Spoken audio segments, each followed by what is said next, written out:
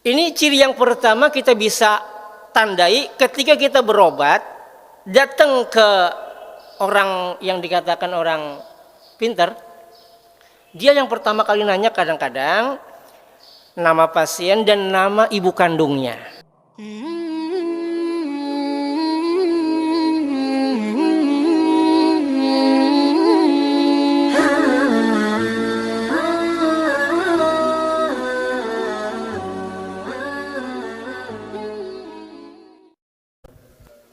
Bismillah. Assalamualaikum warahmatullahi wabarakatuh.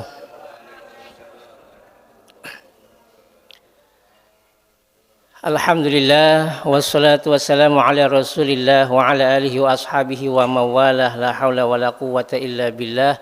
Subhanaka la ilma lana illa ma 'allamtana innaka antal alimul hakim. Qala rabbi shrah li sadri wa yassir li amri wa hlul 'uqdatam bil lisani yafqahu qawli.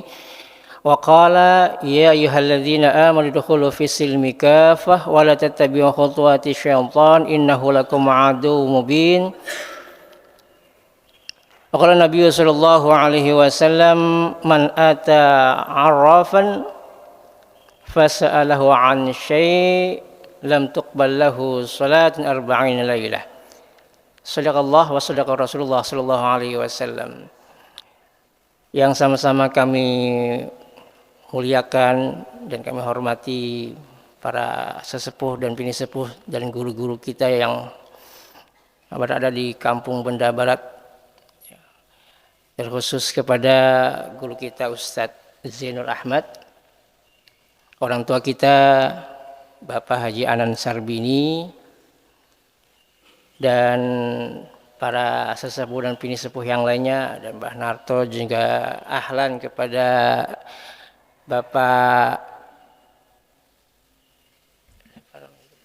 Pak Jamhari ya, dan Ibu Yana yang sudah sampai tiba di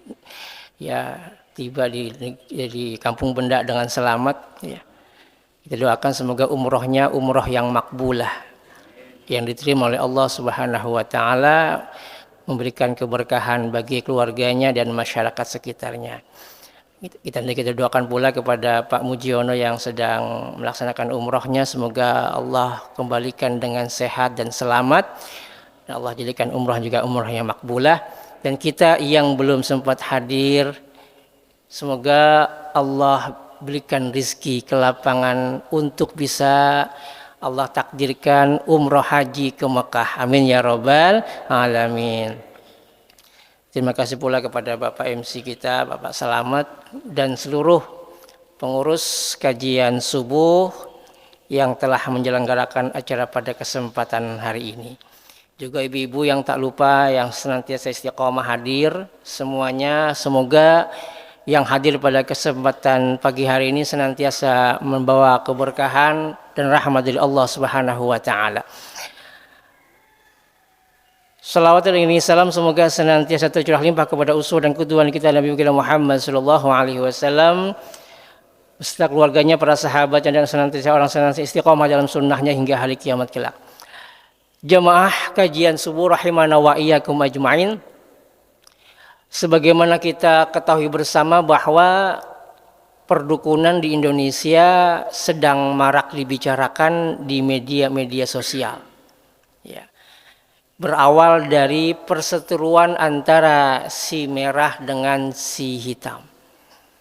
Ya, makanya netbooknya juga warnanya merah sekarang. Ya, wajah baru alhamdulillah. Ya, dengan izin Allah yang lama udah hancur.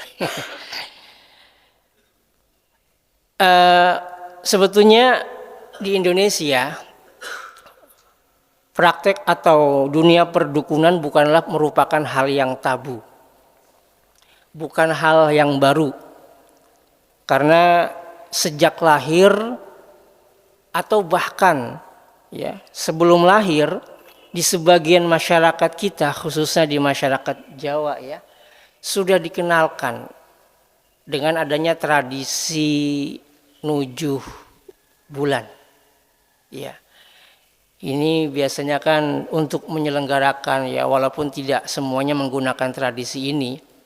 Ya, Biasanya di sebagian yang menggunakan tradisi ini mereka mempersiapkan sarana dan prasarananya, salah satunya adalah kembang 7 rupa, ya kan? Yang memandikan juga 7 orang, 7 sumur, 7 apa lagi? Buah-buahnya kayak 7, wah, serba 7, iya. Itu semenjak ketika masih dalam buayan. Begitu lahir dibantu oleh dukun beranak. Dukun juga tuh, ya. Begitu nanti sudah berusia 1 bulan, 2 bulan, ya, 3 bulan, dikenalkan lagi dengan, biasanya ya tidak semua, ya, ada yang menggunakan kalung, ya, azimat, ya. Taruh di lehernya, ya. Itu juga bagian daripada praktek perdukunan. Walaupun di sini memang terjadi khilaf di kalangan ulama terkait masalah azimat atau yang tamimah yang dikalungkan pada bayi. Di sini memang ada khilaf di kalangan ulama. Sebagian ulama mengatakan bahwa mengkalungkan azimat atau tamimah pada bayi diperbolehkan berdasarkan sebuah riwayat dari Abu Daud At-Tirmidzi, bahwasanya dari seorang sahabat mengajarkan kepada anaknya tentang kalimat a'udzu bikalimatillahi tammah min ghadabi wa min syarri ibadihi wa min hamazati syayatin wa ayyahdurun. Ya, ini kalimat yang diajarkan Nabi. Aku berlindung kepada kalimat Allah yang sempurna dari kemurkaannya dan dari keburukan hamba-hambanya dan dari tipu daya setan, dan aku berlindung dari kepungan setan. Nah, dan Abdullah bin Amr salah seorang sahabat mengajarkan kepada anak-anak yang sudah mengerti kalimat ini, diajarin, nah, kamu baca kalimat ini agar Allah selamatkan. Tapi kalau anak-anak yang belum ngerti, dituliskan oleh Abdullah bin Amr kemudian dikalungkan. Nah, inilah yang menjadi salah satu dalil bagi mereka yang memperbolehkan. Ahlan Ustaz Satiri. Ya.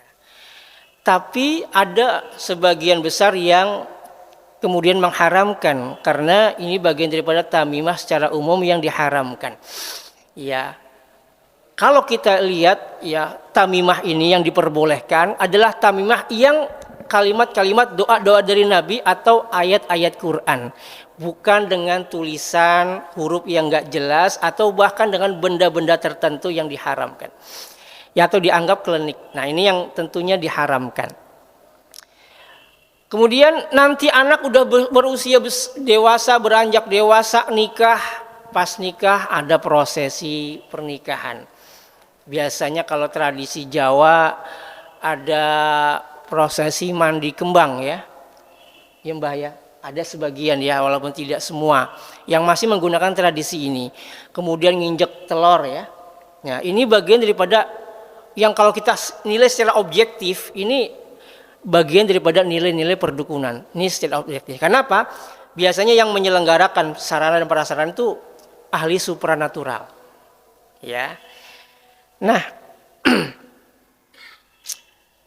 berkembangnya zaman, ya, nama dukun ini sudah mulai berganti, ya, karena kata-kata dukun kayaknya kesannya negatif, ya, sehingga mulai mereka bergeser namanya, ya, menjadi nama yang lebih halus, ya, digeser jadi orang pinter, ya. Yuk sana, yuk kemana? Ke orang pinter. Ya, berarti kita bodoh, ya. Lagi ganti lagi dengan nama paranormal. Ya, berarti yang lain nggak normal, ya. Kemudian ganti lagi ahli supranatural, atau lebih halus lagi guru spiritual. Wah, macam-macam. Apalagi Pak namanya, Pak? Ya, banyak, ya. Nah, bahkan agar lebih diterima di tengah masyarakat untuk bisa menggunakan jasanya, mereka tidak sedikit yang mengubah penampilannya menjadi penampilan yang lebih halus dan lebih diterima. Contoh penampilan ustadz, penampilan orang soleh, baik pakaiannya diganti pakaiannya jubah. Ya, walaupun di sini mohon maaf ya, bukan berarti yang jubah nih dukun ya. Maaf ya Pak Arifin ya, enggak gitu ya juga ya. Aman ya.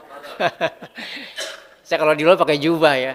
Kalau kampung bener mah nggak usah, biasa aja mah gitu. Iya. Kemudian sorbannya luar biasa, panjangnya sampai ke bawah kaki. Ya.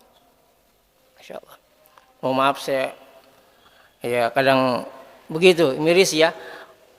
Undang-undangnya luar biasa ya. Menampilkan sosok orang yang soleh. Ya, sehingga orang-orang terkesan ini orangnya benar nih kayaknya. Ya.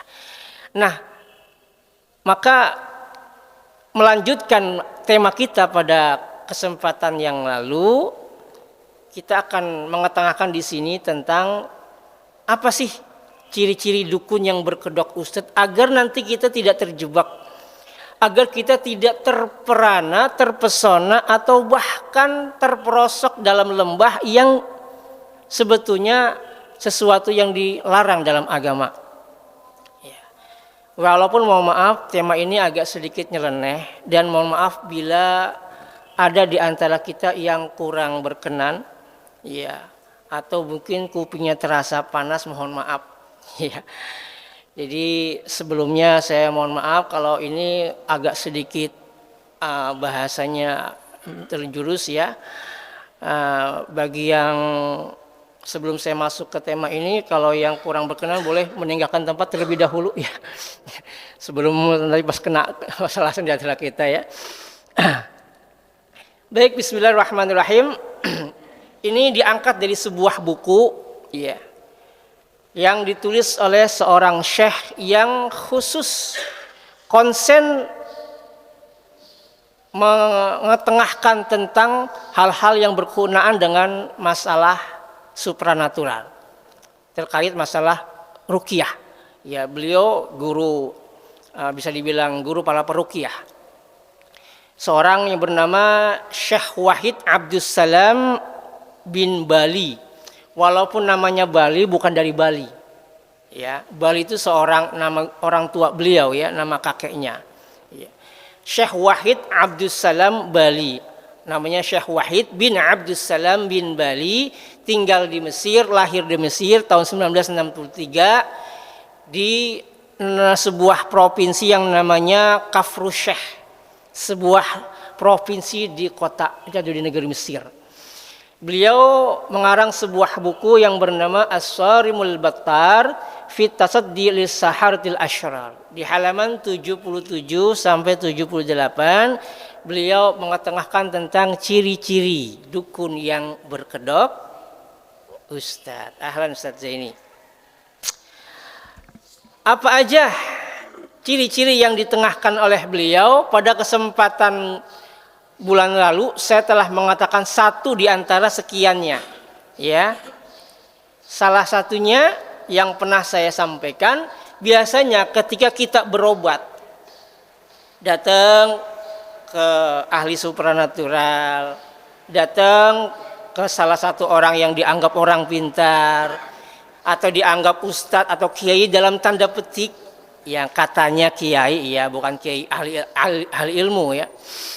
Karena mohon maaf, orang kalau jadi santri ilmunya kadang-kadang yang diperdalam dua. Pertama ilmu alat nahwu shorof, yang kedua ilmu kebatinan. Ya. Ada santri yang mondok itu khusus belajar ilmu itu, ya, ilmu kanuragan. Di tempat saya di Jombang itu ada dua itu, diakui dua itu. Satu guru khusus mengajarkan ilmu alat, satu guru mengajarkan ilmu kebatinan, seperti itu ada ya. Bahkan pondoknya itu sudah nggak ada penghuninya ya, sepi ya, karena sudah beralih ke ilmu alat ya. Yang ahli supranatural sudah tidak ada penerusnya, pindah babat hutan di daerah Tebu Ireng ya, babat hutan di sana, dan mendirikan sebuah pesantren besar di sana, pesantren Tebu Ireng ya. Kiai Asy'ari waktu itu. Jadi Kiai Asy'ari itu masih keturunan dari Kiai Abdul Wahab Hasbullah. Ya, guru atau guru jadi pesantren di Jombang ya, di tempat saya mondok dulu ya. Ya. Itu pondoknya itu yang di Jombang itu kosong, di Tambak Beras kosong. Enggak ada penghuni sama sekali, bahkan dikatakan santrinya jin. Ya. Nah, ada salah satu keluarganya yang santrinya khusus jin. Ya. Yang sampai beberapa waktu yang lampau itu yang lewat aja pun enggak ada yang berani ya. Karena banyak yang mental begitu lewat ya, wallahu alam waktu itu ya. Sekarang udah enggak lagi. Nah, ini memang diakui ada seperti itu. Ada santri memang nyantri dia mondok, tapi bukan ilmu alat yang diperdalam. Yang diperdalam khusus ilmu-ilmu klinik seperti ini. Begitu keluar dari pesantren, memang penampilan santri. Buku kitabnya yang diperdalam bukan kitab-kitab tentang nahwu shorof, tentang fikih, tentang syariat, tapi kitab-kitab yang berbau seperti ini. Ya.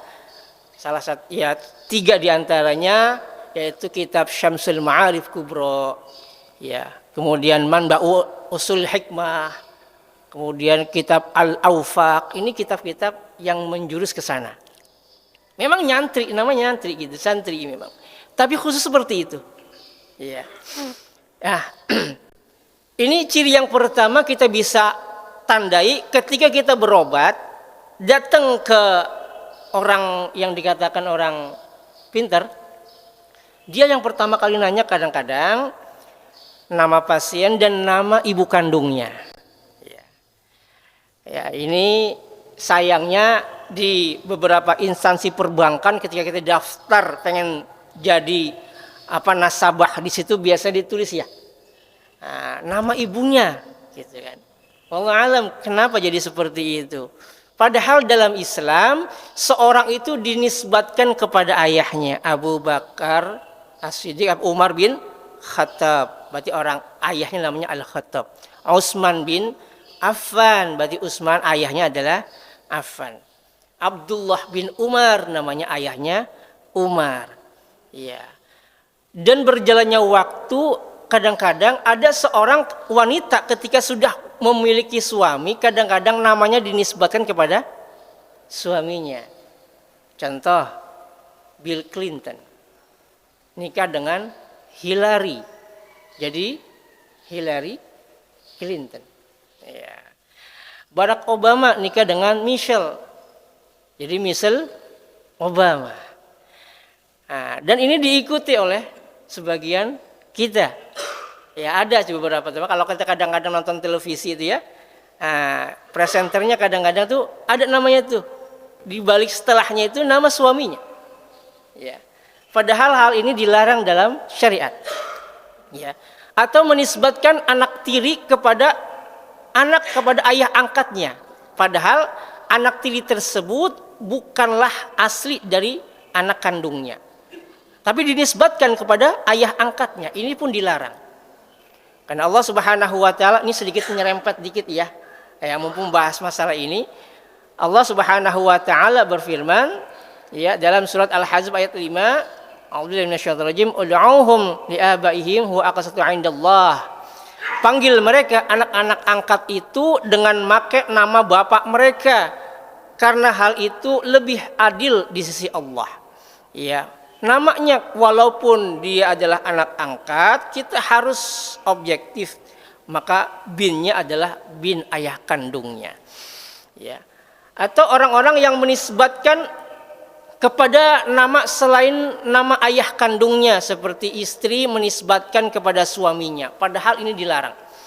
Ya, Rasulullah bersabda, "Man idda'a ila ghairi abihi awi tama ila ghairi mawalihi fa alaihi la'natullah wal malaika wan nasi ajma'in la yaqbalullahu minhu yaumal qiyamah sarfan wala adlan." Siapa saja yang mengaku ayah kepada selain ayahnya atau bersandar kepada yang bukan walinya, ya, nama istrinya disandarkan kepada nama suaminya, maka laknat Allah juga laknat para malaikat juga laknat semua manusia yang menimpa mereka pada hari kiamat. Nah ini subhanallah, ancamannya bagi orang yang menisbatkan namanya bukan kepada nama ayah kandungnya. Allah tidak akan menerima dari mereka baik yang fardu maupun yang sunnah. Hadis riwayat Imam Muslim. Maka sejatinya kita harus objektif juga menisbatkan nama kita kepada nama orang tua kita atau ayah kandung kita.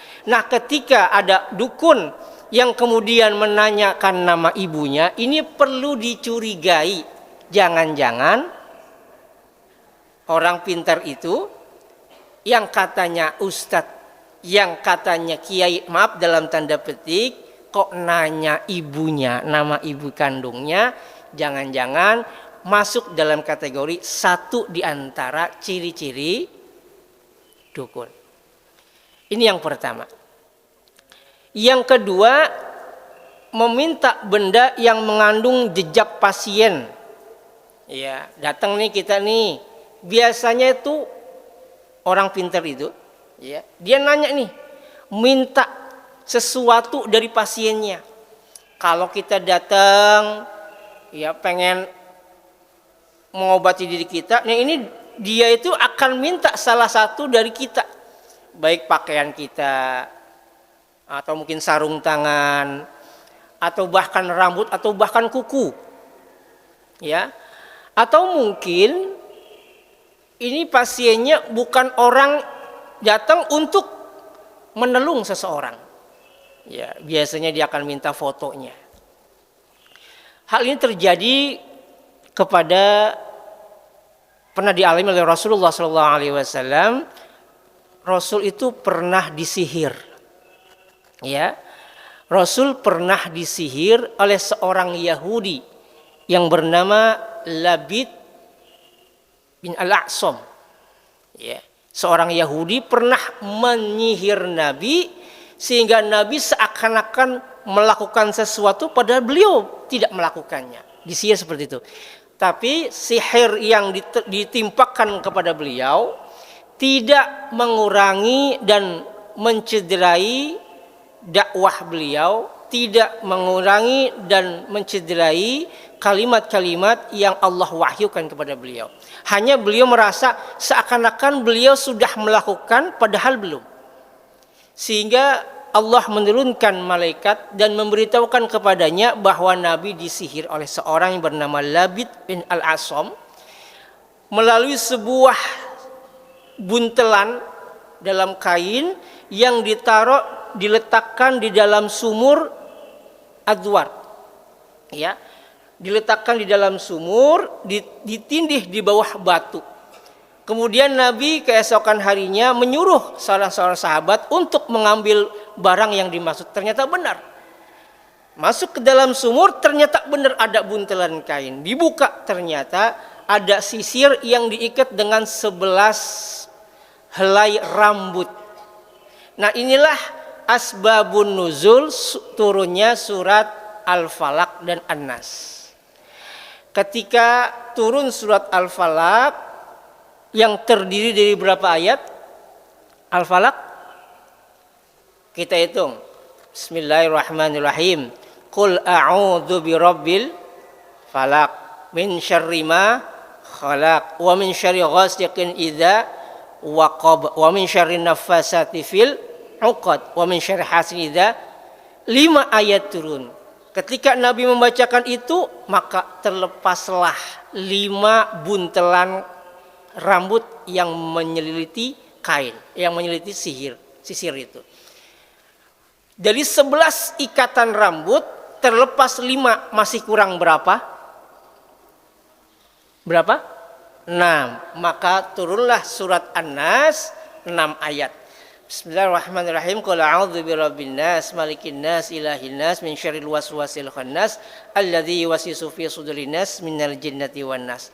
Maka terlepaslah sisa rambut yang menguntal dari sisir itu dan Nabi hilang akibat sihir yang menimpa beliau. Makanya surat Al-Falaq An-Nas dinamakan surat Mu'al-Mu'awwidzatain, 2 surat perlindungan Ini sunnah dibaca setiap ba'da subuh dan ba'da asar. 3 kali. Al-Ikhlas 3 kali, Al-Falaq 3 kali, An-Nas 3 kali, ba'da subuh, ba'da asar. Selain ba'da subuh, ba'da asar dibaca masing-masing sekali. Ya. Cuman kita biasanya bacanya berapa? Sekali ya. Iya. Ya, sunnahnya itu 3 kali. Ya. Dibaca rutin kalau bisa, ba'da subuh, ba'da asar dibaca agar Allah melindungi kita dari sihir, dari hasad, dari bentuk-bentuk yang dilakukan oleh setan-setan dari bangsa baik manusia dan jin. Nah, ini biasanya seorang yang dikatakan orang pintar ini meminta benda yang mengandung jejak pasien. Ya, pakaian, rambut, kuku. Ini jangan-jangan ini. Kalau minta seperti itu jangan-jangan ini bagian daripada ciri dukun. Alasan yang berikutnya bisa jadi orang itu meminta jejak pasien, baik baju, pakaian, kaos, ini agar disihir nantinya. Ketika itu sudah disihir, pasien itu akan kembali lagi datang ke orang pintar itu. Ya. Akan teringat-ingat, terngiang-ngiang, oh saya harus ke sana lagi nih kalau begitu. Gitu. Disihir. Ya. Sehingga menjadi pelanggan. Ya, pasien langganan. Nah, ini salah satu ciri yang kedua, ya, atau salah dua ya. Nah, ciri yang kedua, kalau itu terjadi, oh jangan-jangan dukun. Yang ketiga, meminta hewan dengan kriteria tertentu untuk disembelih tanpa menyebut nama Allah. Ini biasanya nih hewannya nih agak sedikit nyeleneh.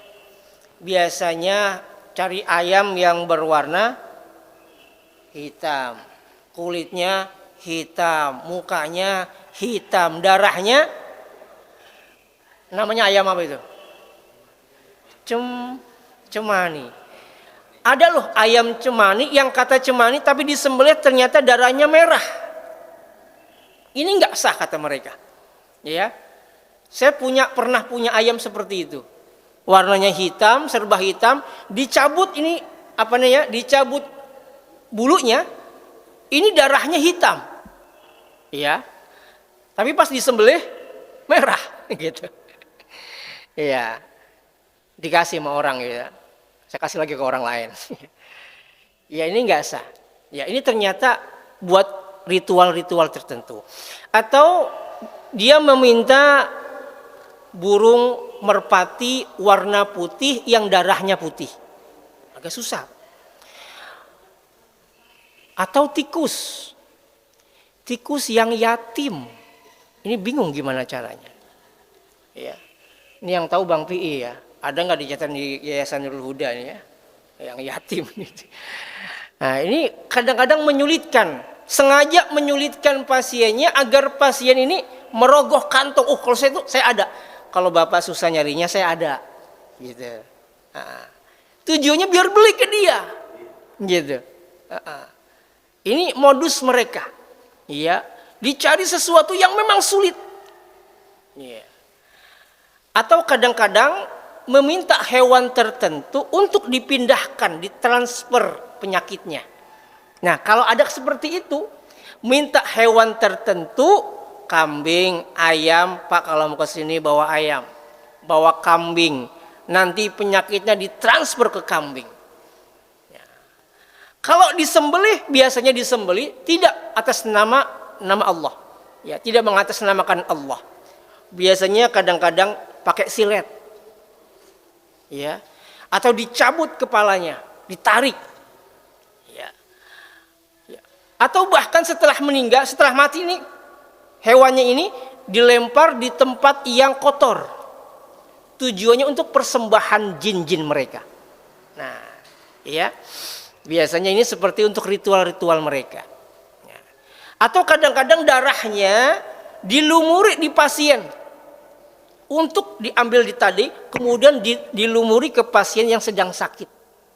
Nah, ini kalau ternyata ya orang pinternya ini memerintahkan, menyalahkan demikian, berarti ini nomor 3 ciri orang itu dukun.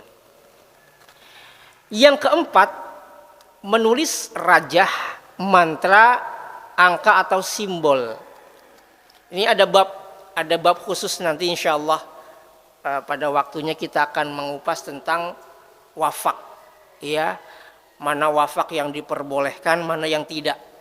Nah, ada kitabnya, kitab Al-Awfaq yang katanya ditulis oleh Imam Al-Ghazali, tapi sebagai atau banyak ulama yang meragukan. Yang meragukan jangan-jangan ini hanya mencatut nama beliau. Ya.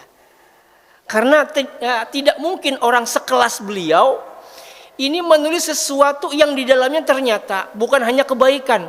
Justru banyak di dalam kitab itu yang menyarankan atau memerintahkan orang untuk terjerumus kepada kejahatan. Saya pernah mengupas kemarin, ya sedikit menyinggung kemarin itu di kitab itu ada kata-kata kalau kita ingin mengambil harta seseorang, melemahkan, bahkan ingin menghipnotis istri dari orang lain agar suka sama kita, nah itu ada tuh bacaannya, ada tulis rajah-rajahnya. Tidak mungkin orang sekelas Imam Ghazali melakukan seperti demikian. Nah ini banyak yang diragukan. Ya banyak ulama yang meragukan ini ditulis oleh beliau. Jangan-jangan mencatut nama beliau.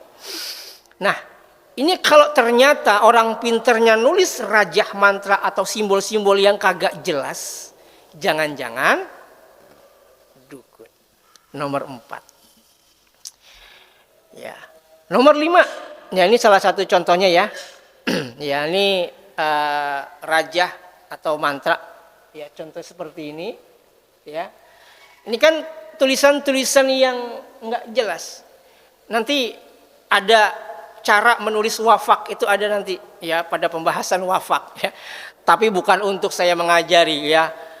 Ada cara-caranya menulis wafak seperti apa, dalam kondisi seperti apa. Garis-garisnya enggak sekedar garis, ini ada maknanya. Ya, ada maknanya. Dan kalimatnya ini adalah kalimat yang diambil dari kadang dari Al-Qur'an, kadang dari Asmaul Husna, tapi diramu di kotak-katik menjadi sebuah simbol dan mantra untuk menarik khadam. Ya, ini ada pembahasannya insya Allah. Ya, pembahasan tentang wafak. Nah ini contohnya kalau ternyata orang yang dikatakan orang pintar tersebut menulis hal seperti ini, jangan-jangan dukun. Ya. Kemudian yang kelima, membacakan mantra atau rajah yang tidak dipahami maknanya. Atau bisa jadi sebagian dipahami, sebagian tidak. Memang dia baca Al-Fatihah, tapi setelah Al-Fatihah dia qomat kamit. Dia baca sesuatu yang kita nggak ngerti tuh. Ini apa artinya?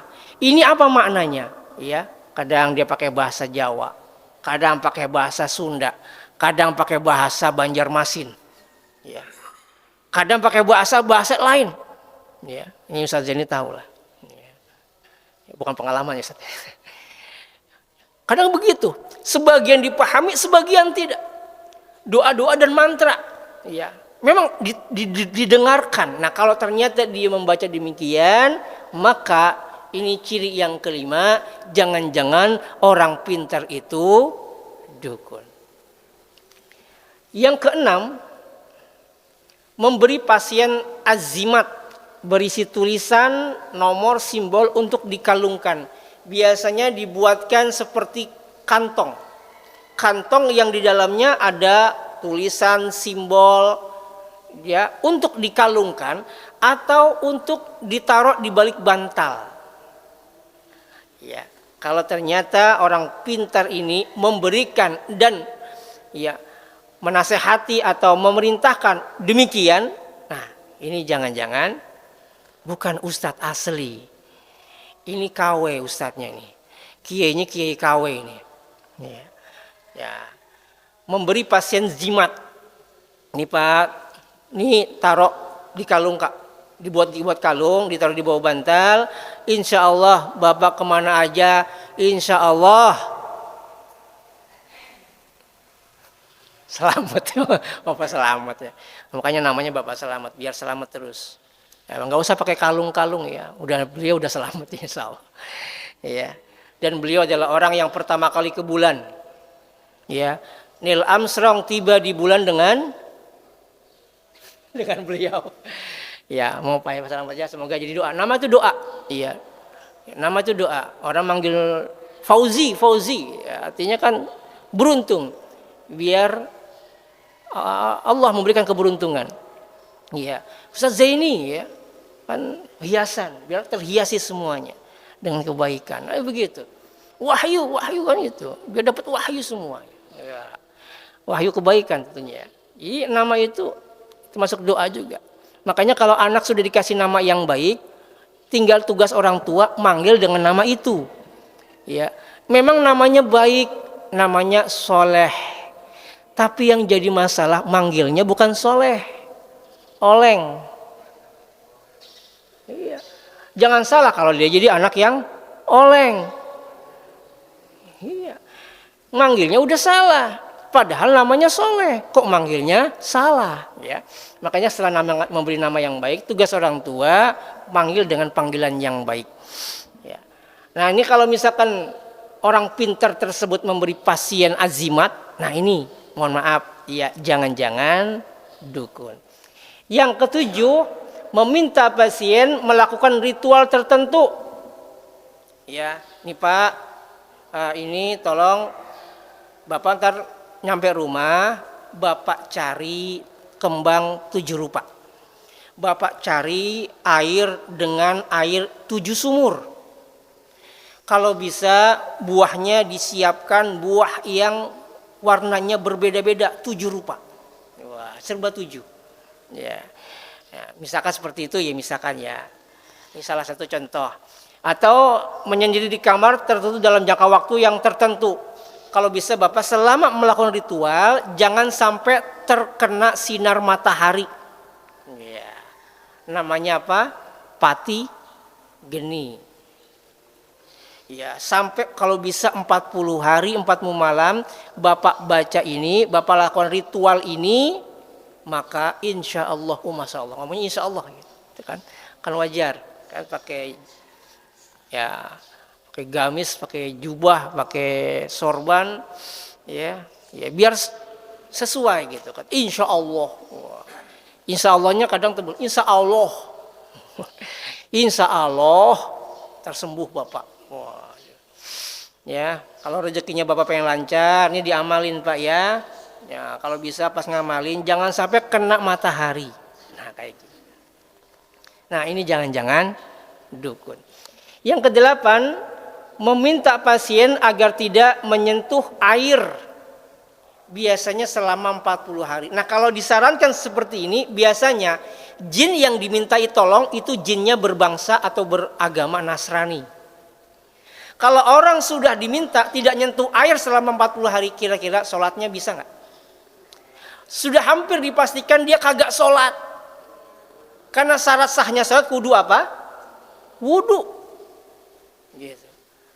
Apalagi kalau laki-laki, apalagi pengantin baru, kagak bakal betah 40 hari kagak nyentuh istrinya. Iya. Iya, makanya kita doakan semoga Pak Rahmat biar cepet ya. Biar cepet aja Pak Rahmat ya. Amin ya. Amin. Insya Allah doanya makbul hari ini ya. Amin. Cepet apa Pak Rahmat? Alhamdulillah. Iya. Ini nggak bakal betah. Lah kalau orang kalau udah junub kan kudu mandi. Lah kalau nggak boleh nyentuh air, ngapain junub guling-guling? Nah ini biasanya kalau ustadznya itu nyuruh Pak kalau bisa jangan nyentuh air selama 40 hari. Nah biasanya jin yang disuruh, yang diperintah ini jinnya agama Nasrani. Ya, nih. Ini yang ke-9, memberi pasien benda-benda tertentu untuk dipendam di dalam tanah. Alhamdulillah, enaknya ngajar di Al-Ikhlas begitu. Ya bentar doang ya materinya udah syuruk.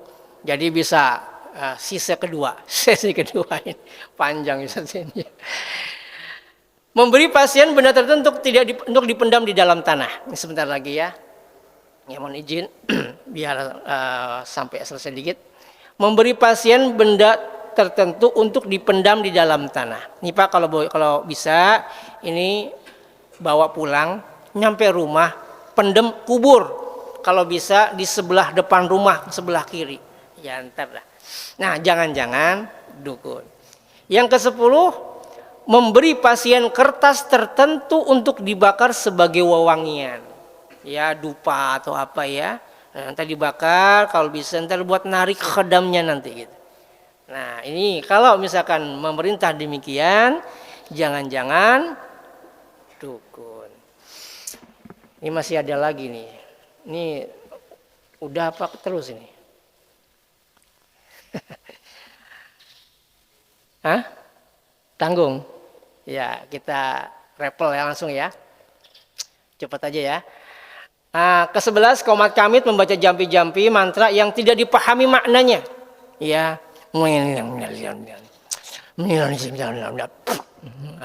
Itu jangan-jangan tuh gitu.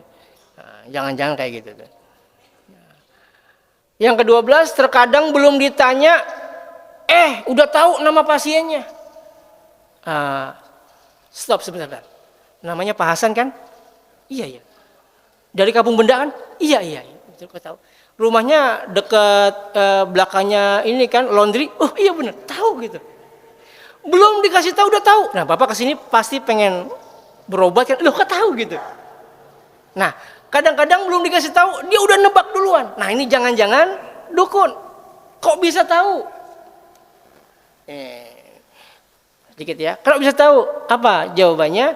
Jawabannya karena Nabi Shallallahu Alaihi Wasallam bersabda, "Ma minkum min ahadin illa waqad wukila bihi qarinuhu minal jinni wa qarinuhu minal malaikah." Setiap manusia itu punya korin dari bangsa jin dan malaikat. Nah, korinnya setan. Setiap kita punya setan, jin yang bertugas untuk menyesatkan kita. Ya, sampai Nabi pun punya korin, cuma sudah diislamkan. Nah, ketika sampai ke tempat praktek dukun itu, korinnya ini, korin pertama setannya dukun itu yang berjaga di depan pintu, ini sudah ngasih tahu, ya, atau korin kita ngasih tahu ke setannya. Nih namanya Pak Hasan, dia mau kesini mau berobat. Ya. Setan yang ada jaga di depan rumah dia ngasih tahu kepada dukun itu, sehingga dia bisa nebak. Ini komunikasi antar jin. Ya, karena kita sudah tahu nih. Karena ini terjadi pada Umar bin Abdul Aziz. Jangan tes nih, yang katanya dia orang pintar, dukun. Dia datang ke dia, diambil kerikil, ya. Diambil 10 kerikil. Maaf, dukunnya biar nggak tahu, saya ambil, dia diem, dihitung tuh ada 10 kerikil. Ditaruh di dalam genggaman dia, dibilang, coba tebak ada berapa kerikil yang ada di tangan saya. Jinnya nebak 10, tahu, benar 10. Sekarang Umar ngambil lagi, tapi Umar ngambil asal. Serep, dia nggak ngitung, dia nggak tahu. Coba tebak, nggak bisa nebak. Kenapa? Karena korin juga nggak tahu, ya. Dia nggak ngitung, Umar bin Abdul Aziz nggak ngitung, dia nggak tahu, sehingga dia nggak bisa nebak, ya. Nah ini terjadi ya. Jadi ini komunikasi antar jin. Wajar kalau dia udah tahu. Oh, namanya Pak Abadi kan, kesini mau ngapain? Nah, gitu. Ini contoh. Nah ini kenapa bisa seperti itu? Karena ini komunikasi antar jin. Korin dengan jin tukang dukun itu. Yang terakhir, menulis huruf-huruf yang terpotong-potong pada kertas atau wadah, kemudian meminta pasien melarutkan dengan air untuk diminum. Ya, tentunya huruf ini bukan huruf yang bukan dari Al-Qur'an, ya. Artinya huruf-huruf terpotong-potong, raja-raja ditulis dalam wadah, kemudian minta pasien untuk meminum. Nah, kalau misalkan seperti itu, ini salah satu atau bagian daripada ciri dukun berkedok ustadz. Ini 13 ciri yang ada di kitab tadi Al-Battar, ya, agar kita bisa pahami. Sebetulnya masih ada lagi, cuma karena waktu juga yang tidak memungkinkan, ya, kita buka aja sesi untuk tanya jawab, ya, atau gimana, kesepakatan sedikit, atau sesi kedua ini, sesi kedua, ya, oke, sesi kedua aja ya. Ini masih ada lagi beberapa sampai 20 ya kalau nggak salah. Masih ada 7 lagi. Iya, ini nggak mungkin kan, masih 7 lagi Ustaz ya. Iya, biar nggak terlalu siang, khawatir Bapak Ibu punya agenda lain. Ya, demikianlah yang dapat Al-Fakir sampaikan. Ya, kebenaran hanya milik Allah, kesalahan, kekurangan ilmu Al-Fakir, hanya Allah kita berserah diri. Ya, pentingnya kita belajar ilmu-ilmu syar'i, ilmu-ilmu tentang ketauhidan seperti ini agar kita tidak mudah terjerumus dalam lembah yang abu-abu. Padahal lembah itu adalah lembah yang menjerumuskan manusia ke dalam lembah kesyirikan. Na'udzubillahi min dzalik. Demikian, semoga ada manfaatnya. Kita serahkan kepada MC. Assalamualaikum warahmatullahi wabarakatuh.